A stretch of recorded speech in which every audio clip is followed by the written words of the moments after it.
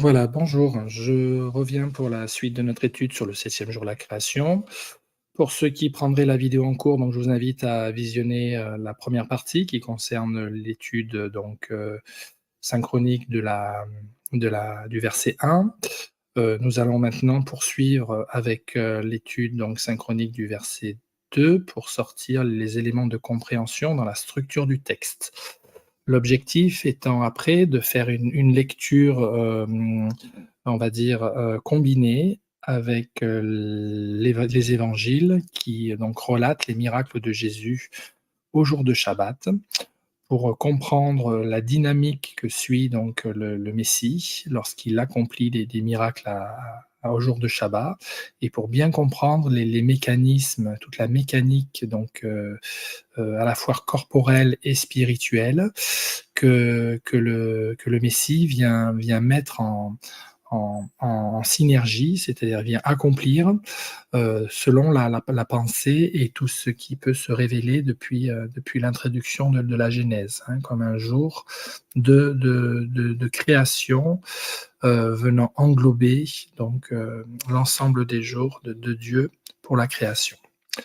Nous verrons ça pour cette mise en parallèle entre les évangiles et ce qui concerne donc l'herméneutique de la Genèse concernant les 4 premiers versets du chapitre 2. Nous poursuivons donc avec le verset 2. Dieu acheva au 7e jour son œuvre qu'il avait faite, et il se reposa au 7e jour de toute son œuvre qu'il avait faite. Voilà la forme hébraïque du texte. Donc on va s'intéresser à Dieu acheva. Alors le terme achevé ici est encadré. Ici, nous avons le nom de Dieu, Elohim, ce qui est un pluriel. Donc Elohim étant le Dieu créateur, hein, le Dieu qu'on rencontre sur toute la durée, sur tout le développement du chapitre 1, c'est Elohim qui est à la source de tous les jours de la création. Première remarque, la parole indique une fois de plus, après Genèse 2.1, une situation d'achèvement, puisqu'en Genèse 2.1, on avait déjà l'idée que Dieu acheva. Donc on a un effet de répétition. La première notion d'achèvement en Genèse 2.1 est en résonance avec un assemblage croissant harmonieux jusqu'au niveau d'extension où se produit une brisure de l'équilibre. Il n'est plus question de la nature des choses achevées, mais distinctement d'une présentation englobée ici. C'est-à-dire qu'il n'y a plus cette idée d'articulation qui se fait depuis les 6 jours du chapitre 1. On est dans l'idée de quelque chose qui est englobé. Les 6 jours sont englobés à travers la détermination d'une œuvre, une œuvre unique. Voilà. Donc, dans un cadre, alors il est englobé dans un cadre ordinal, c'est-à-dire la position du 7e ou de 7, et dans un cadre temporel, puisqu'on a la désignation des jours. Ceci vise à embrasser les 6 jours dans la condition d'un 7e de nature enveloppante, comme le premier au chapitre 1 introduit et déploie depuis lui tous les autres jours suivants de la création. Donc en Genèse chapitre 1. Voilà la forme hébraïque donc du mot achevé qui est Veyachal, Elohim, et acheva Dieu, ou qu'on pourrait traduire aussi par épuise Dieu. En Genèse 2.1, on avait Veyachelu, puisqu'on avait un vav final, hein, qui venait se mettre en fin de mot. Ici, nous ne l'avons plus. Donc, échevé est le même terme que celui de Genèse 2.1. La distinction qu'ici, il n'y a pas le vav final qui marquait une évolution pour le rattachement du mot suivant qui était les cieux, Hashamaïm. Donc, une valeur conjonctive et supplétive en Genèse 2.1 qui disparaît. Ceci indique qu'en Genèse 2.2, à travers Veyachal Elohim, que Dieu ne se dissocie pas de l'action d'achèvement qui suit la position d'achèvement déjà connue en Genèse 2.1. Il y a également une évolution des diacritiques. D'abord, en Genèse 2.1, je vous ai remis la forme hébraïque du texte avec les diacritiques. Et ici, on a le même verbe avec les consonantiques également. Alors, le vav, déjà introductif du verbe, est inchangé. Ça vaut pour un clou, la valeur d'un clou, ce qui lie en complément avec un pata. Pata étant le trait horizontal sous la lettre vav, qui désigne une ouverture. Le yod, qui désigne la main tendue du ciel, est marqué par un sheva, les 2 points ici, de la même manière dans les deux propositions, qui désigne complet, la complétude. Le kaf, qui est l'image du creux de la main incurvée, qui sert de réceptacle, l'assimilation de la vie réfléchie et passagère, porte ici un pata. Le pata, c'est le même trait horizontal ici. Le pata, donc, qui désigne l'ouverture, et ici, il porte un mea part dans le verset 2. Un mea part désignant un corps inversé, qui désigne la direction vers l'ouest, les choses qui viennent, c'est-à-dire vers la gauche. Donc le verbe vient complètement s'associer ici à travers l'indication du corps marchand, du mea part, avec le mot qui est après, c'est-à-dire le mot Elohim ici. Donc on a une position d'association et de rattachement fort à travers l'indication de cet accent-là entre les deux mots. Voilà, et il n'est plus brisé du coup, parce qu'ici on avait précédemment une brisure ici, sous le lamed, avec le tévir ici. Là on voit que le lamed ne porte plus de diacritique qui désigne une brisure, quelque chose qui vient se briser. Elle a disparu. Cela offre une présentation comme un retour à l'équilibre et à l'unité de l'extension, et dont la direction de la vision vers l'ouest amène directement à considérer le mot suivant, c'est-à-dire Elohim, dans le verset 2. Sans l'écart, la séparation qui serait liée à la conjonction du vav. Elohim, sous la première lettre Aleph, on va distinguer déjà un sheva, c'est-à-dire complet, et un point ségol, c'est-à-dire une forme de grappe qui désigne un regroupement, une assemblée. La position de l'extension ici du lamed de Elohim est ici avec un olam, c'est-à-dire élevé vers le haut, dans les cieux. Dieu donc porte ensuite le souffle qui est avec un grincement aigu, hein, quelque chose sur la terre qui est aigu, qui figure un grincement sur la terre, quelque chose d'aigu, et sa dimension universalisée ici, c'est-à-dire le même final, porte un kadma qui est une position céleste, hein, qui est en hauteur, au-dessus du mot, et qui veut dire en avant, qui se traduit par en avant, donc vers ce qui vient, c'est-à-dire vers la position de la lettre du mot à gauche. La position du mot à gauche étant Bayonne, les jours, qui est au pluriel. On reprend notre texte. On va s'intéresser maintenant, après avoir vu le mot acheva, à et il se reposa. Je vous ai encadré en rouge, hein, la position hébraïque, hein, de cette traduction-là. Deuxième remarque, l'ordre du texte donne l'idée d'un processus vers un achèvement avant une finalisation qui trouve une position de repos de Dieu. La fin du processus créationnel qui induirait l'arrêt de dynamique, de rupture, d'inertie qui serait le but final. On va examiner ça dans la traduction depuis l'herméneutique du texte. Le mot « et il se reposa », c'est la traduction de « Veiyashabota », qui se traduit par « et il s'assit et il resta en attente ». Donc la position de repos est plutôt une position d'attente, c'est une position assise également, donc qui désigne une position qui va vers la situation d'une assise, de quelque chose qui marque une position d'autorité sur un trône, dans lequel on est dans l'attente de quelque chose, hein, qui pourrait se traduire avec l'idée d'une position de pouvoir et d'une autorité installée, une autorité marquée. Structure symbolique du mot vav. Donc le vav, c'est un clou qui désigne un lien conjonctif et supplétif, avec sous le vav un point pata, c'est-à-dire en ouverture. Le yod, qui est la lettre ici, porte donc, qui est la manifestation, porte un dagesh. Dagesh étant le processus de redoublement de la lettre, puisqu'il veut dire redoubler, c'est-à-dire les deux mains du yod doublées avec un point irique. Donc là, on voit bien que ici maintenant, c'est le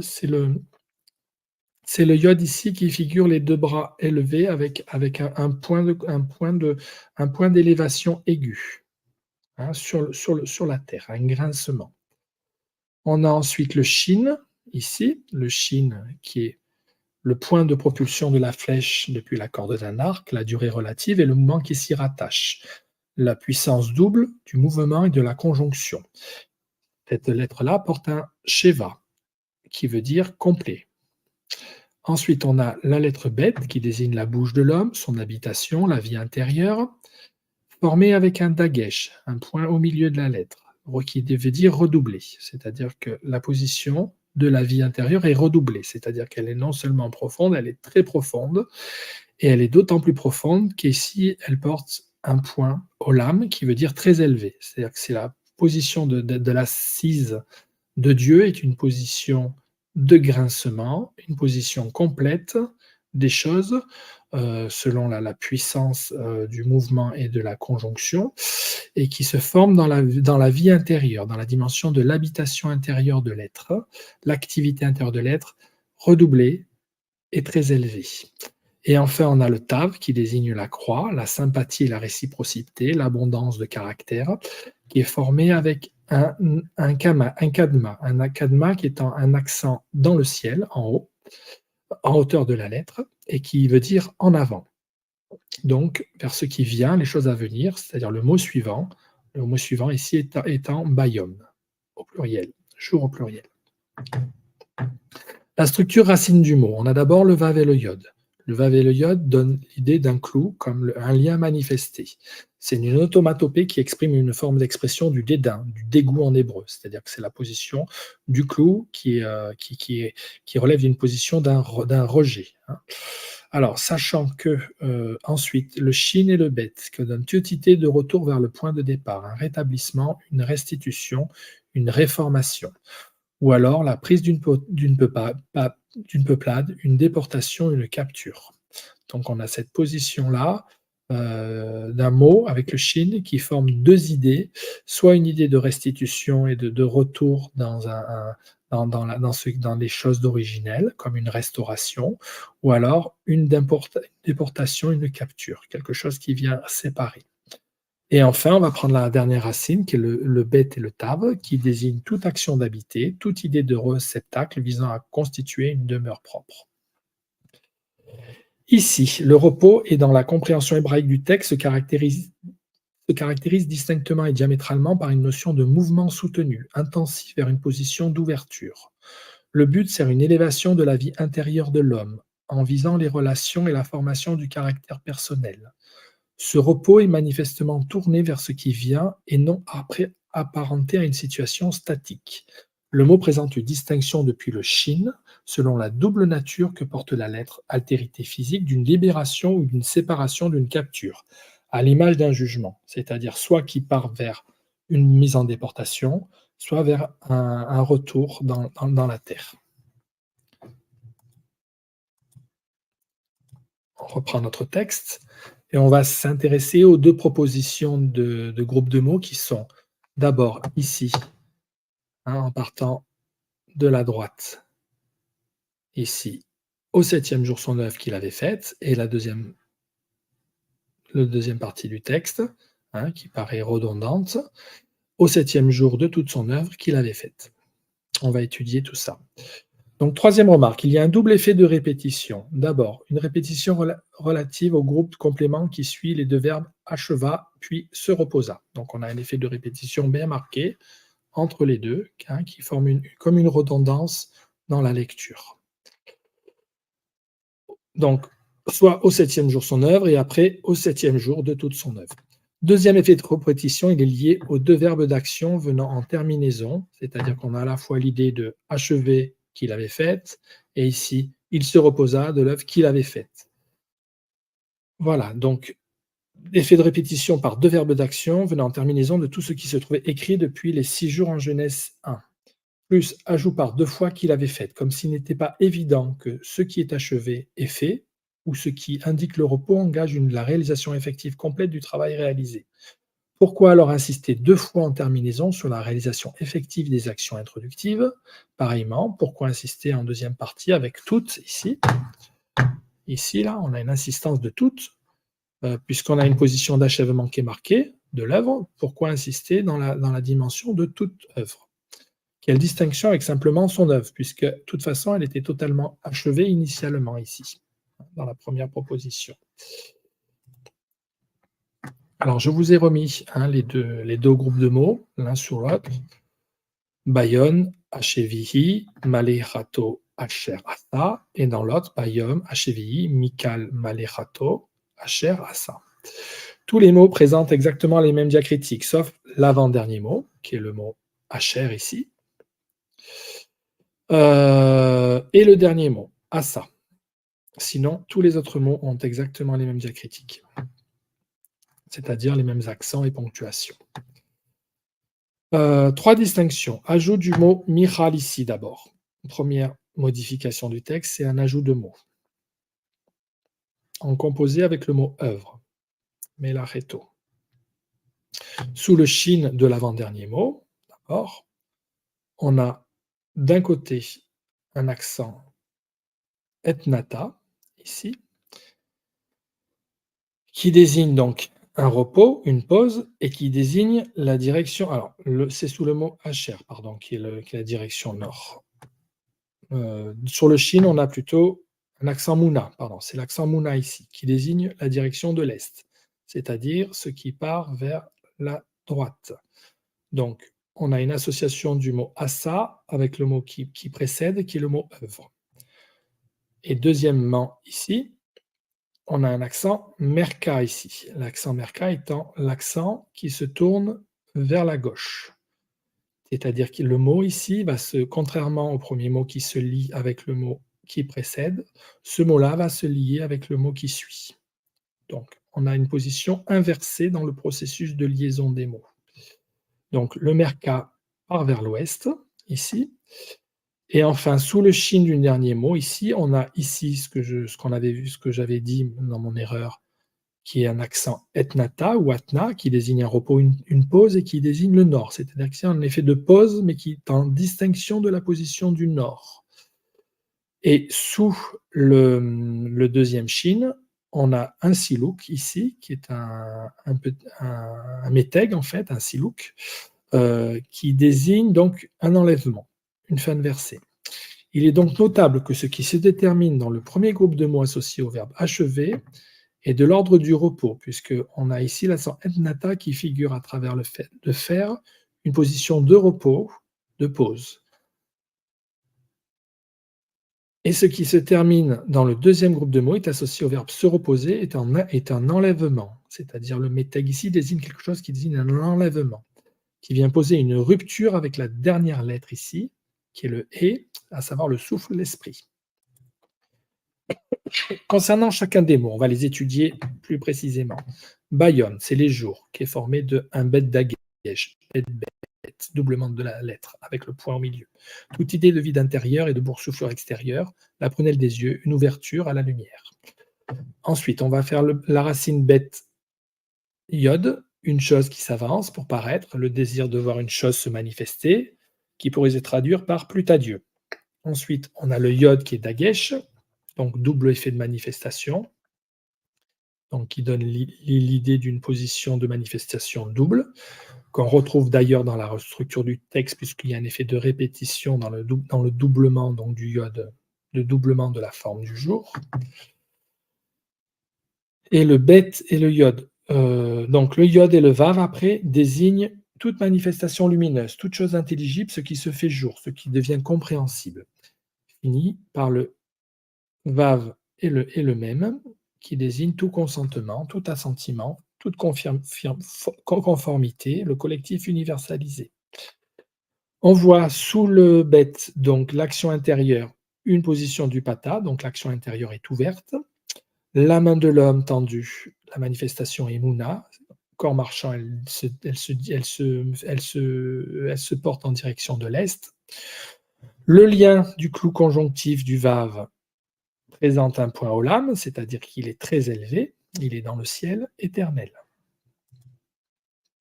Le mot suivant, achevi, achevihi. Donc achevihi, qui définit 7 ou septième, il est formé de la racine eshin. Eshin, une racine qui n'est pas employée en hébreu, qui pourrait prendre le sens de s'amollir ou de devenir tendre, mais ce n'est pas une racine qui est habituellement exploitée dans la lecture hébraïque. Donc, du coup, on va isoler la lettre E pour prendre la dynamique du souffle comme distincte et individualisée. Donc, on a le souffle qui introduit la valeur du 7, l'esprit qui introduit la valeur du 7e jour. Donc, on va prendre la racine suivante, shin-bet. Shin-bet, c'est la délivrance ou la captivité. Donc, double nature du shin, de l'être shin, qui vient créer donc deux choses opposées, soit la délivrance, soit la captivité. Et ensuite, le bet et le yod va donner une chose qui s'avance, qui paraît au dehors, suivi de la racine ayin yod, qui désigne une croissance, un développement matériel, un cumul physique. Et le souffle est pata, il est ouvert ici. Le shin, la puissance de conjonction de la durée du mouvement, est sheva, c'est-à-dire complet. Le bet de l'activité intérieure, il est irique, c'est-à-dire qu'il grince, l'habitation intérieure grince. Le ayin qui désigne le sentiment du cœur, et irique ici avec un point, qui désigne donc un grincement, quelque chose d'aigu en bas, et qui désigne une petite élévation dans le ciel, en haut. Ensuite, dans la deuxième proposition, toute son œuvre, la valeur de toute, c'est mikal. Mikal toute, même kaf, même et le kaf, donne l'action de fondre, se liquéfier, s'affaiblir, s'évanouir. Le kaf, il est dagesh, donc on peut le doubler. Il est kaf lamed d'abord. Kaf lamed, toute idée d'appréhension, de saisissement, de consommation, d'achèvement, de perfection, d'absolu. Et le même, c'est tout ce qui est fécond, formateur, plastique, matriciel, avec un irique.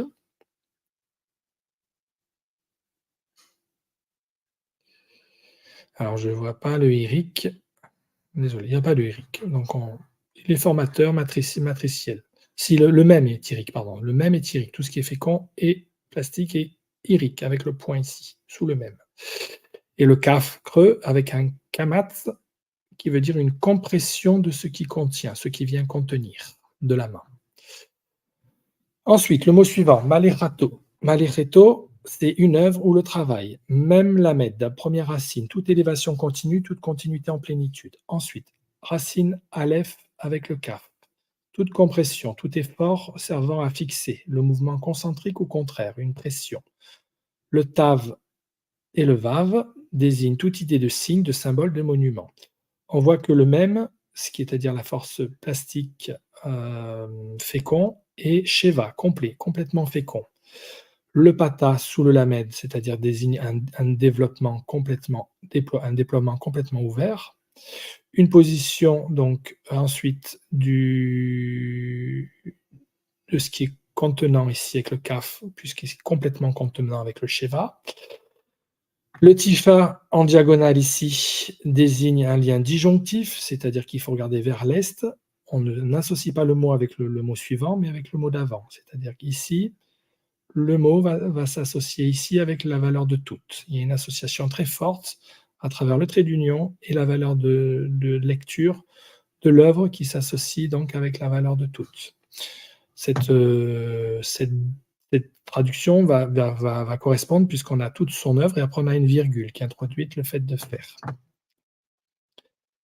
On voit donc le lien disjonctif du lien sympathique, donc qui ne se lie pas à ce qui suit, c'est-à-dire ce qui suit ici, c'est le lien avec Asher, avec le lien éternel. Le lien éternel étant marqué par la position, ce qui suit, donc, excusez-moi, Malerato, c'est Asher, hein, qui est un des noms de Dieu dans l'éternité. Asher, qu'il, pour lequel, servant la raison d'eux.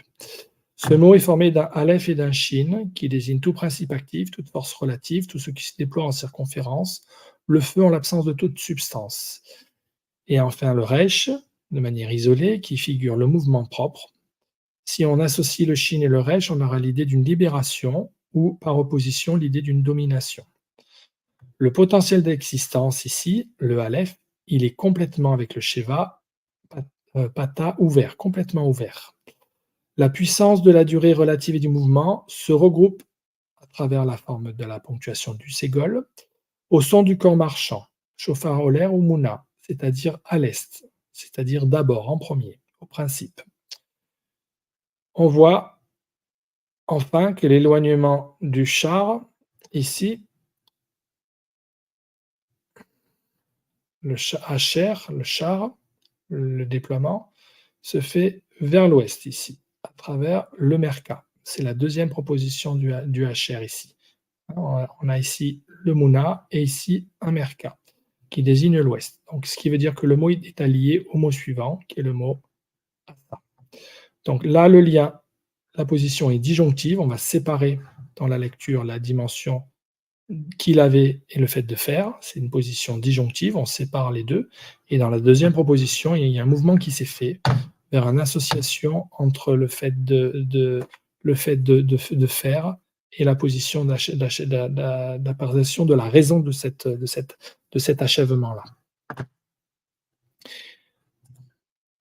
Le mot asta, donc qu'il avait fait. Dans la première formule ici, fait, qu'il avait faite, on voit qu'il est formé donc de la racine ayin shin, qui désigne une confirmation par agrégat des parties, une combinaison intelligente, un plan formé d'avance dans la volonté. Et ensuite, le shin e va nous donner deux natures d'un mouvement persévérant du souffle dans une position manifeste, soit en mouvement, soit en repos, soit calme, soit en tumulte, soit l'action de désirer, de vouloir, d'appeler.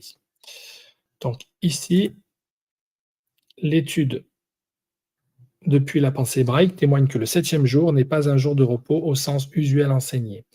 Il s'agit davantage et au contraire d'un mouvement qui tend à l'amplification des choses qui se sont accumulées, combinées, étendues, dans un mouvement contenant vers une position soit libératoire, soit enfermante. L'ajout de la raison de, c'est-à-dire le mot asher, en plus des deux verbes acheva et se reposa, indique un mouvement d'action terminative dont l'opposition entre le shin de asher et le sin de asa inaugure déjà le principe d'une justice comme une assimilation clémente ou une séparation disjonctive. Soit c'est la délivrance, le retour de la captivité, soit c'est l'enfermement, la captivité qui perdure. Mais ce n'est pas un jugement extérieur à la création, c'est le mouvement qui traduit un processus d'élévation comme une accumulation qui résulte du produit des œuvres et des sentiments que la création elle-même a manifestés. Et Dieu est en contrôle comme en supervision de ce processus de distinction. Le Reich, à la fin de Asher, donne la raison de cette distinction dans la position du déploiement des choses manifestes physiques. Le et à la fin de Asa préfigure que cette distinction se joue parallèlement, de manière concomitante, selon le parallèle de la structure du verset, mais à un stade plus avancé. C'est-à-dire qu'on a une position qui se rattache à l'est d'abord, et puis après qui évolue vers un rattachement à l'est. Donc une position d'association plus forte entre la raison et le fait de faire. Les deux mots. Un stade plus avancé en raison des choses profondes. C'est-à-dire qu'il y a la marque là, de l'ayin, de la lettre ayin, qui désigne l'intérieur de l'oreille, le cœur, et en même temps associé au et final, l'esprit. C'est une position double du sentiment et de l'esprit, qui viennent à s'associer dans la forme finale de Asa. Ce qui marque le déploiement physique se réalise simultanément dans la nature matricielle et formatrice de l'esprit. Cette action finale qui sépare, qui qualifie principalement le 7e jour de Dieu. Voilà. Je vous remercie pour votre écoute et je vous dis à très bientôt pour la suite de l'étude, chapitre 2.